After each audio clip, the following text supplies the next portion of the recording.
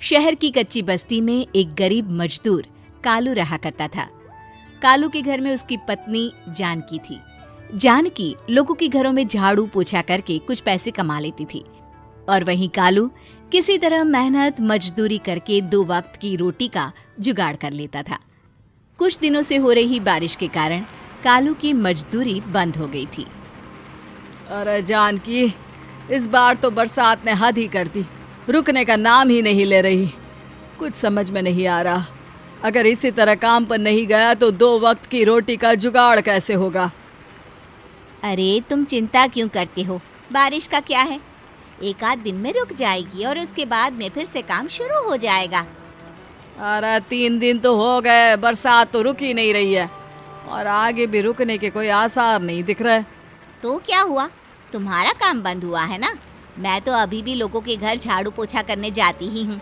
मेरे पगार से कुछ दिन तो निकल ही जाएंगे। अरे घर का खर्चा तो हम किसी तरह चला लेंगे जानकी, लेकिन ये जो छत टपक रही है इसका क्या करेंगे?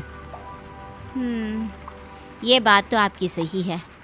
हमारी झोपड़ी अब काफी पुरानी हो चुकी है और इसके छप्पर में भी कई सारे छेद हो गए हैं। रात भर पानी टपकता रहता है। अरे मैं भी इसी बात से बहुत परेशान रहता हूँ। कहीं किसी दिन ज्यादा बारिश आ गई तो हमारी झोपड़ी टूटकर बिखर ना जाए। राम राम राम, ऐसी अशुभ बातें क्यों करते हो? अरे ऐसा कुछ नहीं होने वाला। ये झोपड़ी ही तो हमारा सब कुछ है। अगर यही नहीं रही तो हम जाएंगे कहाँ? ठीक है जानकी, जब तुम्हारी पगार मिल जाएगी तो कुछ पैसे बचाकर झोपड़ी के छप्पर की मरम्मत करवा लेंगे। शायद हमारी परेशानी कुछ कम हो जाए। ठीक है जी, अब ना ज्यादा परेशान मत हो। ये लो, खाना खा लो और सो जाओ।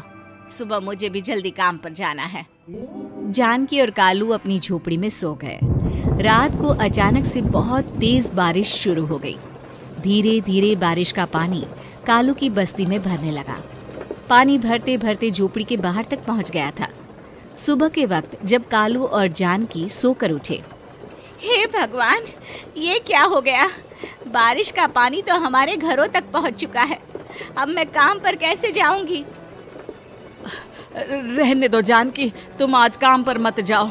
ऐसे पानी से निकल कर जाओगी और बीमार पड़ गई तो लेने के देने पड़ जाएंगे। लेकिन अगर नहीं गई तो मालकिन लोग नाराज हो जाएंगे। आप जानते हैं ना, बड़ी मुश्किल से 1 दिन की छुट्टी भी नहीं देती है।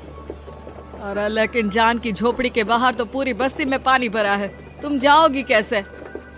जानकी जैसे तैसे करके काम पर चली जाती है, लेकिन अगले दिन फिर से बहुत ज्यादा बारिश होती है और बस्ती में ज्यादा पानी भर जाता है। आज तो मैं तुम्हें किसी भी तरह काम पर नहीं जाने दूंगा। अरे अगर तुम्हें कुछ हो गया तो क्या होगा? ठीक है, तुम ठीक ही कहते हो। आज नहीं जाती। अगर मालकिन नाराज हो गई तो मना लूंगी किसी तरह। अरे मनाने वाली क्या बात है? जब तुम बताओगी कि हमारी झोपड़ी में पानी भर गया है तो वो खुद ही समझ जाएंगे ना।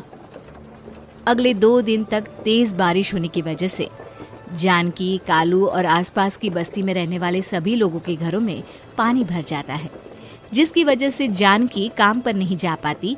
और 3 दिन के बाद जैसे ही जानकी काम पर पहुंचती है, कहाँ थी तुम? पिछले 3 दिनों से काम पर क्यों नहीं आई? मेम साहब, क्या बताऊं, इतनी ज्यादा बारिश हो रही थी, हमारी पूरी बस्ती में पानी भर गया है और उससे भी ज्यादा तो मेरी झोपड़ी के अंदर पानी भर गया। आप ही बताइए कैसे आती मैं? इसका मतलब ये हुआ कि बारिश होगी तो तुम काम पर नहीं आओगी? ना ना, मेरे कहने का ये मतलब नहीं था मेम साहब। तुम जानती भी हो 3 दिन से कितनी परेशानी हो रही है मुझे। सारा काम मुझे खुद करना पड़ा। माफ कर दीजिए मालकिन जी, पर मैं क्या करती, आने के लिए रास्ता ही नहीं था। सब जगह पानी भरा हुआ था। बहाने तो तुझे बहुत बनाने आते हैं।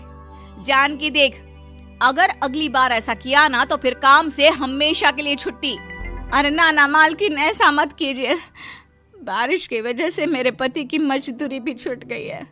बड़ी मुश्किल से घर में 2 वक्त खाने की रोटी का जुगाड़ हो पाता है।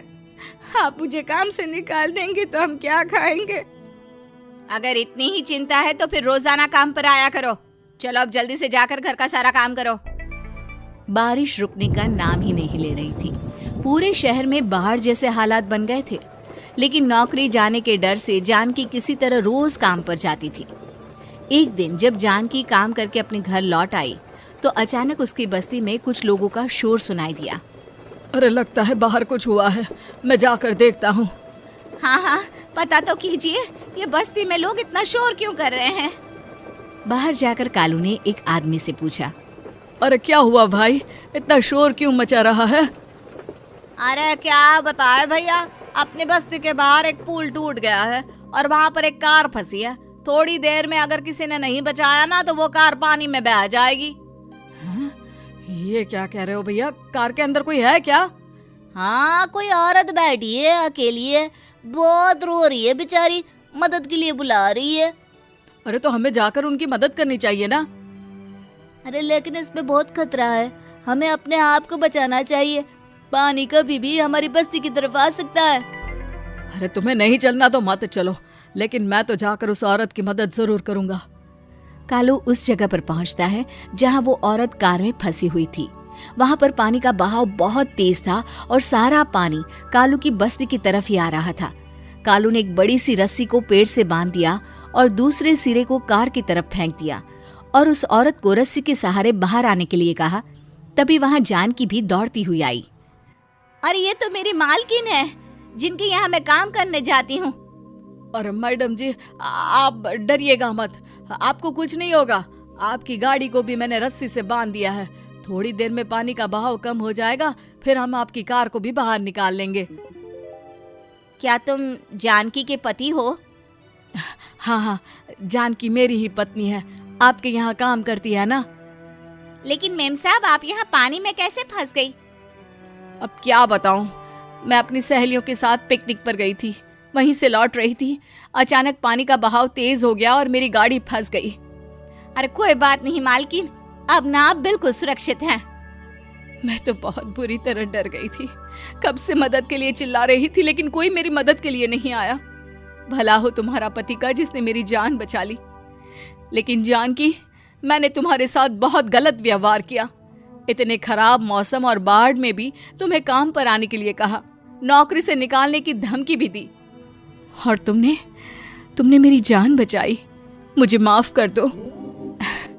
अरे कोई बात नहीं मालकिन, आपकी जान बचाना तो हमारा धर्म था। देखो जानकी, तुम्हारी झोपड़ी में जो भी नुकसान हुआ है उसके लिए मैं तुम्हें पैसे दूंगी। आज तुम्हारे पति ने मेरी जान बचाई है और आज के बाद मैं तुम्हें कभी भी नौकरी से निकालने की धमकी नहीं दूंगी। आज मैं तुम्हारी परेशानी को अच्छी तरह समझ चुकी हूँ। हम जैसे पैसे वाले लोगों के लिए अपने घर में बैठकर बारिश का मजा लेना बहुत आसान है, लेकिन तुम गरीब लोगों के लिए बाढ़ और बारिश काफी परेशानी खड़ी कर देते हैं। ये बात मुझे आज अच्छी तरह समझ आ गई है। आपका बहुत बहुत धन्यवाद मालकिन।